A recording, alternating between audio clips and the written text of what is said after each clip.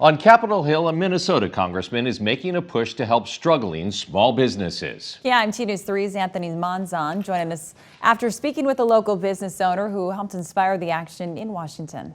Well, Katie and George, not exactly breaking news here. A lot of businesses across the country have struggled throughout the pandemic, but after 18 months and a number of relief measures, the reality is some who have been severely impacted are still struggling, but help could be on the way, in part at least, thanks to the courage of those who keep us entertained in the live event industry.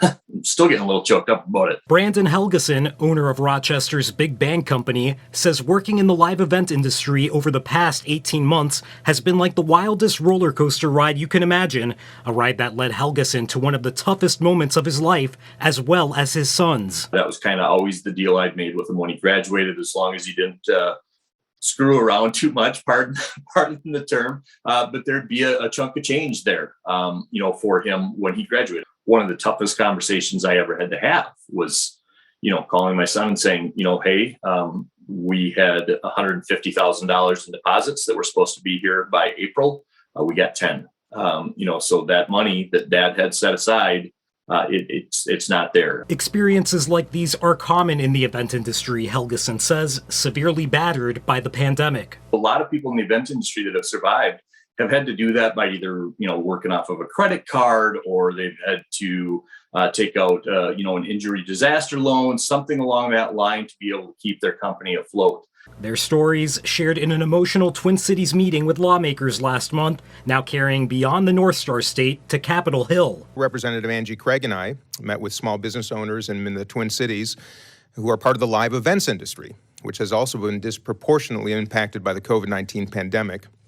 And many wept, literally wept, as they shared their heartbreaking stories of their lifelong dreams and hard-earned savings slowly slipping away as the weeks and months have dragged on.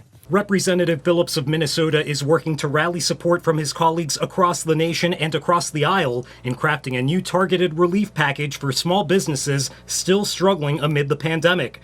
Phillips says despite the funds that have so far flowed from Congress, many hard-hit businesses in the restaurant, travel, and live event industries feel they've fallen between the cracks, and lawmakers need to do more to help. Democrats and Republicans alike understand the importance of small businesses to our country. They're the backbone of our economy. We can't allow our nation's Main Street businesses and community gathering places to suffer when we have both the tools and the resources necessary to keep them afloat.